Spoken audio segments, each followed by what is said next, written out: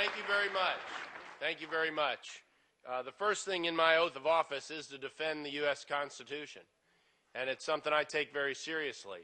Unfortunately, it's the first thing in the oath of office for every elected representative in America, and for many of them, they're checking the box when they say that oath to assume the office. And we've seen the evidence. We've seen it in Virginia. We've seen it across the country. And we need to reverse that trend. And Ronald Reagan used to say that the wisdom of America resides with Americans, individual Americans, not Congress, not universities, not the press, not institutions in our society, but individual Americans. And we are seeing for the first time in our lifetimes actual evidence that he was absolutely right. As individual Americans, unprompted by organizations or political parties, step out, rise up to take their own country and their own Constitution back. That's what's happening in America today.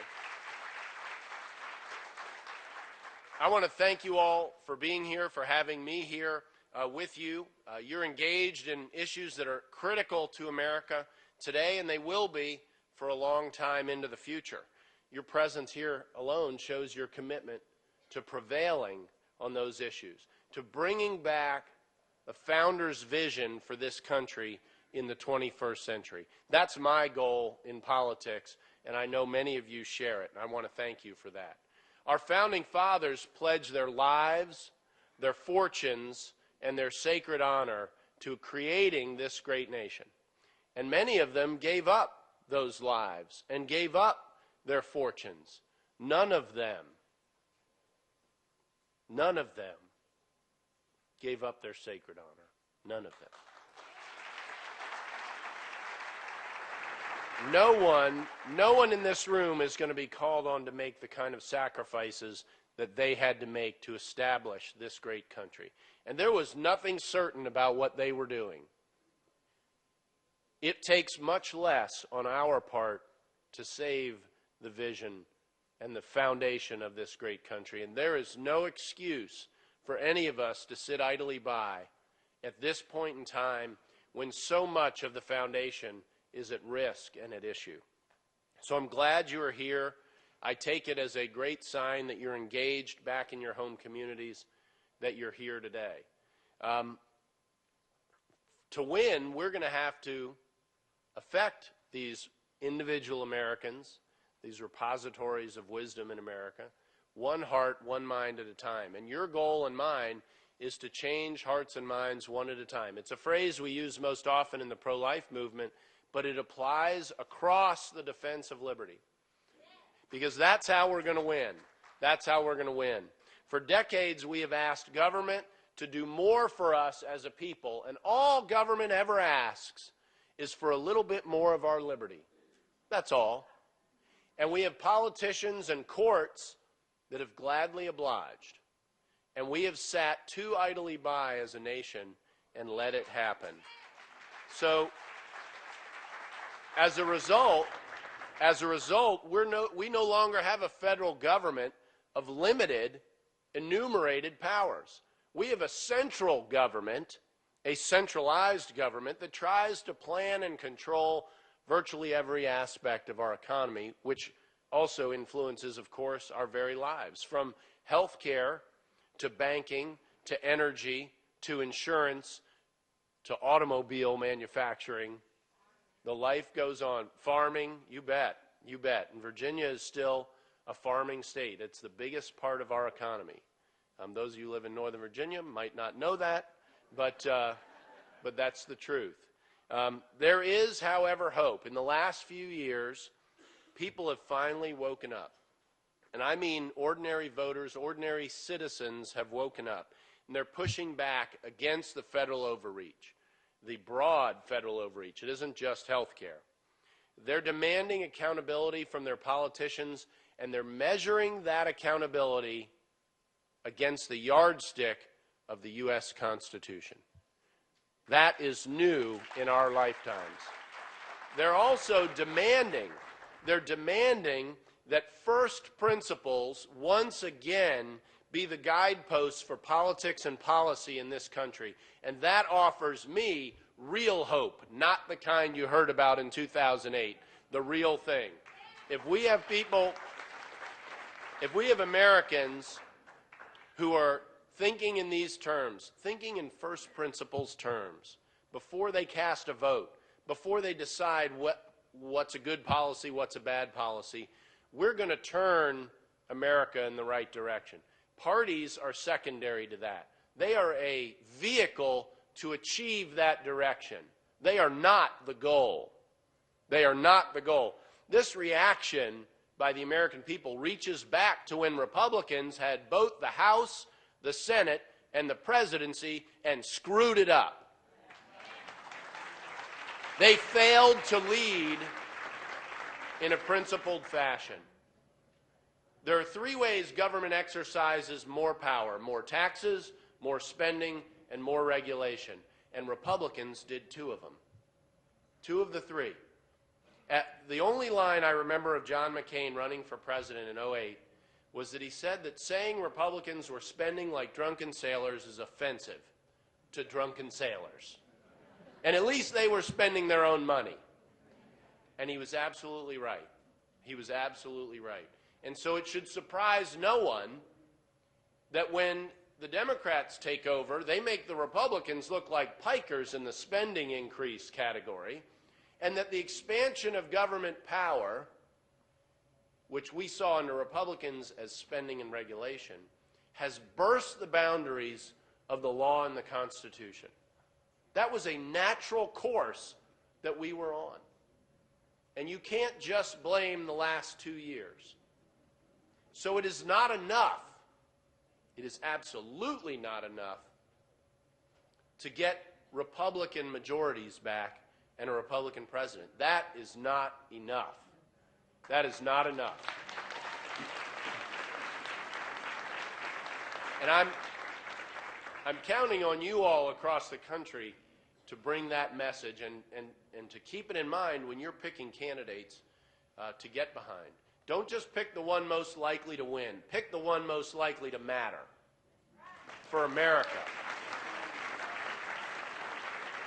We are seeing federalism, a concept I know you all understand, federalism reemerge, where people want to return to a federal government that is in fact limited and living within its enumerated powers, and not acting as if it has all power to fix all things characterized as problems and all the problems if we just hand over enough of our liberty. Because that's the trade-off. We all remember Reagan's economic pie. You can grow the pie with good government policies. He reduced taxes and doubled the tax take in 8 years. But I talk to people about the liberty pie. It doesn't grow and it doesn't shrink. And it has two slices: government power and citizens' liberty. And every single thing that government does to increase its power comes directly at the expense of the liberty and the freedom of the citizens of this country. Directly at the expense.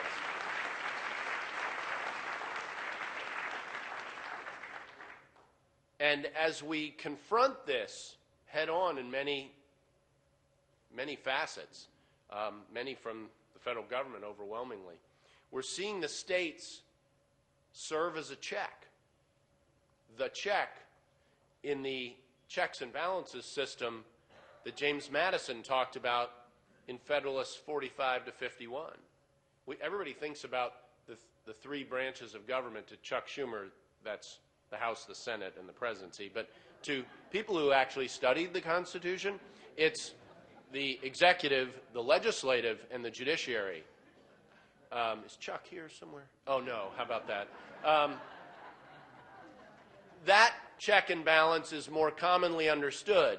I think of that as a horizontal check and balance. The vertical check and balance is between the federal government and the state governments. And it was put there for a reason. It was put there so that if either side overstepped its constitutional role, the other had sufficient power to bring it back into line.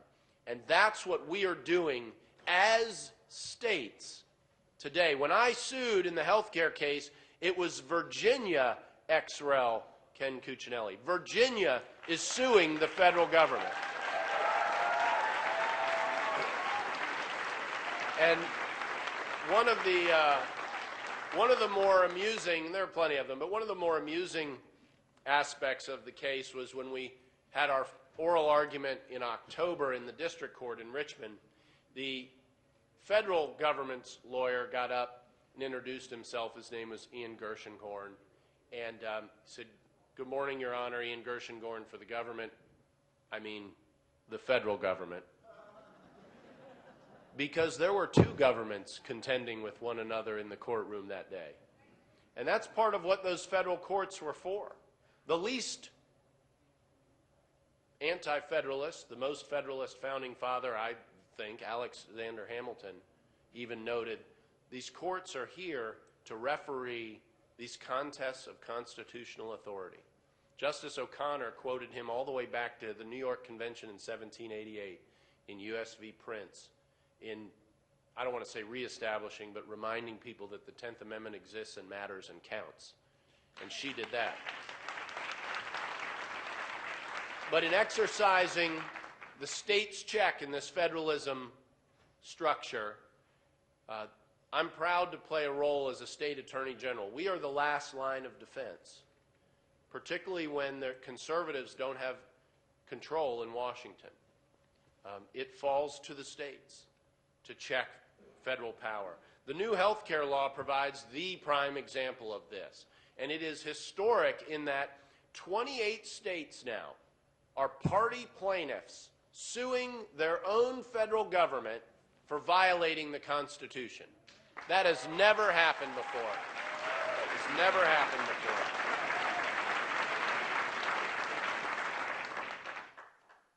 Virginia was the first state to argue in court that the individual mandate was unconstitutional. We did that last October.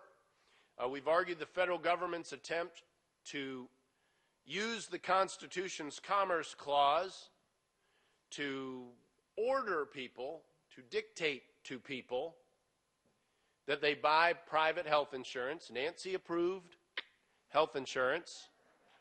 She has the best title in Washington, former speaker. I really like that one. But we've argued that they may not use the Commerce Clause to order you to buy their government-approved health insurance, that it goes well beyond Congress's power. And when people say this case is unprecedented, it isn't just that 28 states are suing the federal government over violating the Constitution.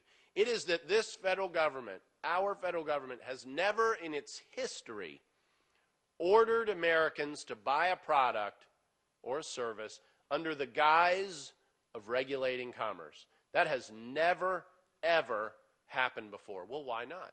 Well, perhaps every Congress before the last one and every president before this one knew and respected the fact that they didn't have the power to do this.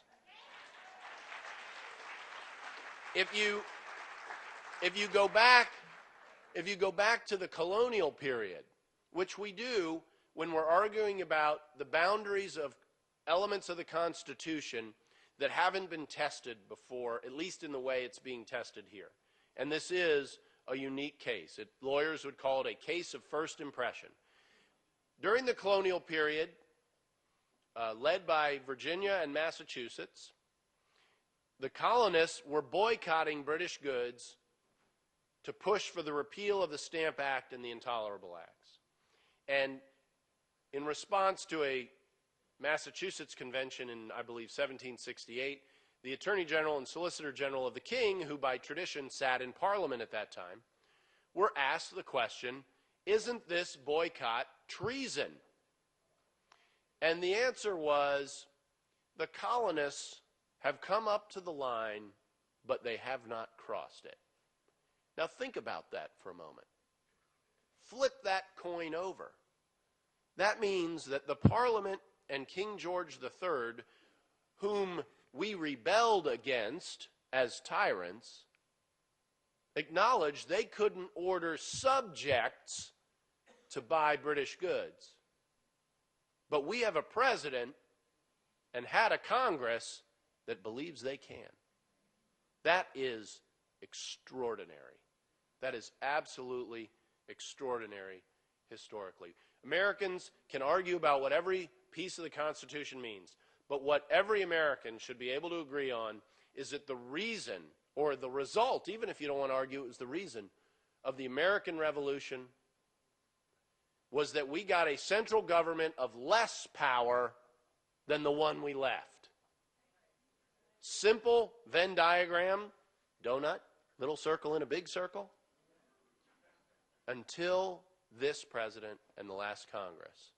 They believe they have more power than King George III and the Parliament of Great Britain to order you to do what they want you to do. That's incredible. That's incredible. And the federal government is arguing against us that it has the power to order you into commerce. Because that's effectively what they're doing. Go read your Article 1, Section 8. They have the power to regulate commerce among the states. That presumes the commerce already exists. Is that just an argument about passive language and blah, blah, blah? I was an engineer. I'm horrible at grammar. My girls love to tease me about it. But go look at the military clauses. Power to raise an army out of nothing. That's why the draft is constitutional. They can order you to go fight and die under the Constitution, but they can't order you to buy a product. And there's a reason for that. There's a reason for that. There's a good reason for that. They say not buying health insurance, not buying it, is as much of an economic activity as buying it is. This is, if you hear inactivity, activity is a word used in all the Commerce Clause cases. That's why that's the back and forth. The biggest impediment to federal victory in this case is the dictionary. It causes them all sorts of problems. And I know Noah Webster is popular in this room. In the government's eyes, not buying health insurance is an economic decision to self-insure. Isn't that pleasantly put? Read that sentence again, and it means to do nothing. That's why the judge, the district judge who ruled for the federal government right here in D.C., I loved her phrase just because it was so blunt. She said they were regulating mental activity. It's in the opinion. Not my phrase, it's her phrase. George Orwell would be screaming, sequel, sequel! And how convenient, huh? 2014. Kind of has a nice mix with 1984, 30 years later. But they're trying to get away from that, but they can't. They're regulating your decision to do nothing, to sit there and do nothing. Is there a more basic definition of liberty than to be left alone? I mean, it's very simple. You can't, in all circumstances, you can be drafted, be left alone. That's part of our trade-off of liberty for the government, because we've granted them certain powers. But that's the argument they're relying on, that that's some sort of activity. And it is. It's mental activity. But let's say that a different way. They're claiming the right to regulate your thought if they don't like it. Oh, well, surely we can trust this administration with that sort of authority. Yeah, now let's talk about the FCC. No, I'm just kidding. It's just the same reasoning that they use here can be used to force you to buy a car, broccoli, a gym membership, to use the ones from our court. This government has a pretty significant interest in General Motors. You've noticed, government motors, that's right. Well, I drive an Equinox, Chevy Equinox. You don't want to own an Equinox. Trust me. You know where I left it on the way here? The garage to be fixed. And so that's exactly the car they will make you buy. The ones that work and people like don't need government's help. This goes back to Reagan. You know, Reagan said that when it stops moving, they want to subsidize it. Well, it's the ones that stop moving that get subsidized. So we have that to look forward to if we lose this case. And it is an astonishing thought to consider that if we lose this case, there's no constitutionally logical bar to them ordering you to buy those other products. And federalism is dead. Think about that. What can't the federal government do that is supposedly limited to, that is left to the authority of the states any longer? It doesn't take a lot of creativity. If I can order you to buy products and services to do almost anything I want to do as a policy matter, thus federalism is dead. And people on the other side, at least that predict we're going to lose, have said the same thing. Jonathan Turley, right here inside the Beltway, not really Republican or Democrat, but much listened to on constitutional matters. A year ago in USA Today, he predicted we would lose and it would be the end of federalism. He wasn't rooting for that, mind you. I don't want to disparage the gentleman here, but that was his expectation. And the mentality was, well, because the federal government always wins. Well, you know what? They don't always win. They didn't win in December in Virginia. The Constitution did. And it's been mixed results across the country, but these are all run-ups to the Supreme Court where this will be decided. And my guess is it'll be decided next year. So it'll be before next November. It'll probably be June of 2012. That's my guess. But we will see. We will see. And we'll keep pushing in Virginia. We're waiting for an order now. The feds realize that some courts aren't going to like these Commerce Clause arguments. And they have lost some of them. They lost in Virginia. They lost in Florida. It's been pretty evenly broken down so far. So they came up with this fallback argument that the penalty you have to pay if you don't buy their government-approved health insurance is a tax. Well, why would they do that? Because they have vast taxing power, particularly after the 16th Amendment. They have vast taxing power, and the court gives them great deference. This is their fallback position. Now, mind you, you may recall that when the president was being interviewed by that notorious right-winger, George Stephanopoulos, that before the bill became law, he was almost irritated. Actually, it wasn't almost. He was very irritated with the notion that his opponents were saying this was a tax. And his response, oh, George, they say everything's a tax. Well, maybe it's because so much of what he does falls into that category. But he was, no, it's not a tax. This isn't a tax increase. Not at all, not at all, not at all. We sued him. It's a tax. It's a tax.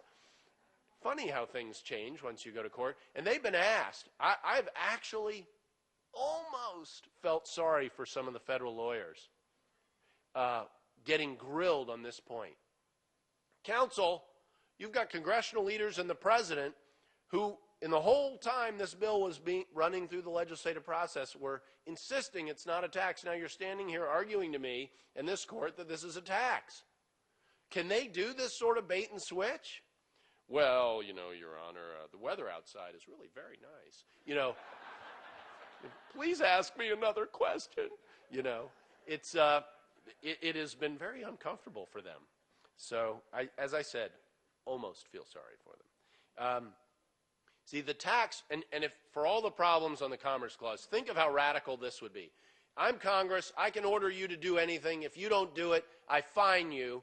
And because that's a tax, it's constitutional. That's even more far-reaching and, frankly, incredible than the argument that doing nothing is regulable commercial activity. That is truly extraordinary. And you know what? God bless America, not a single judge has accepted that argument. They are 0 for 6 on that argument. So,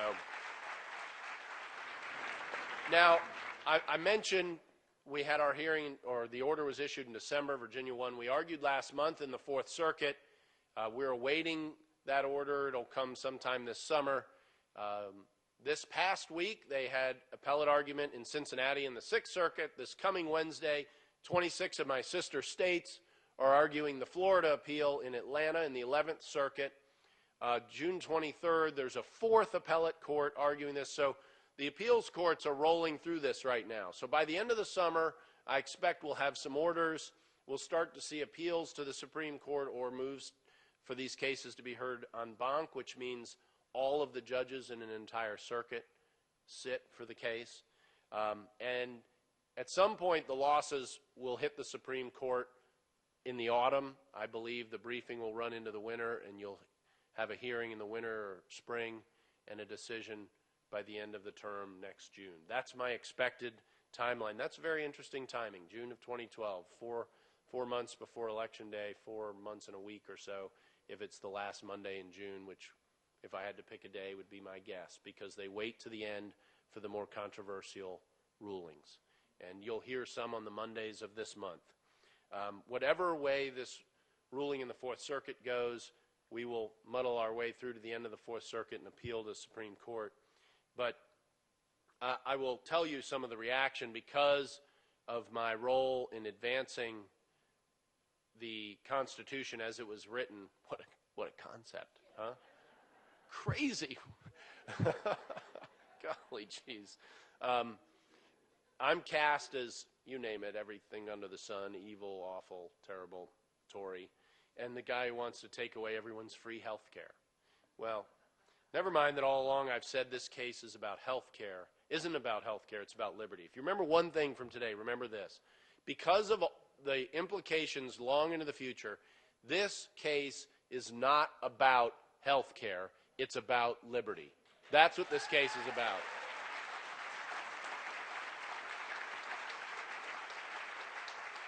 And unfortunately, it's one of many examples of this administration crossing the line of the rule of law.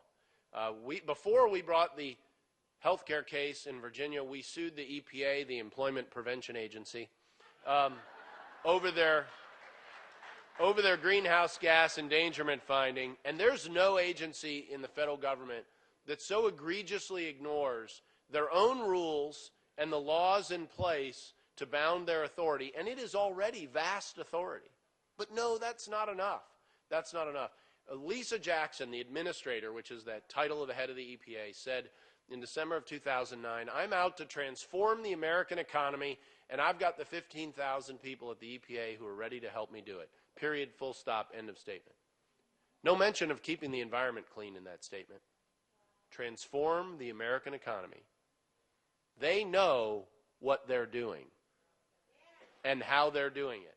And again, we are in the last line of defense here. More recently, you may have read about the National Labor Relations Board working with Alan Wilson, Attorney General in South Carolina, to fight the NLRB in their attempt to gut the right to work, to keep those 22 states that are free of compelled unionization free of compelled unionization. We're a coal state. We have federal government elbowing in to do our regulation.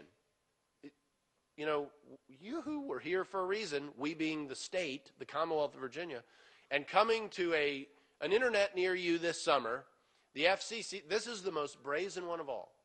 The FCC is going to roll out again an order to regulate the internet.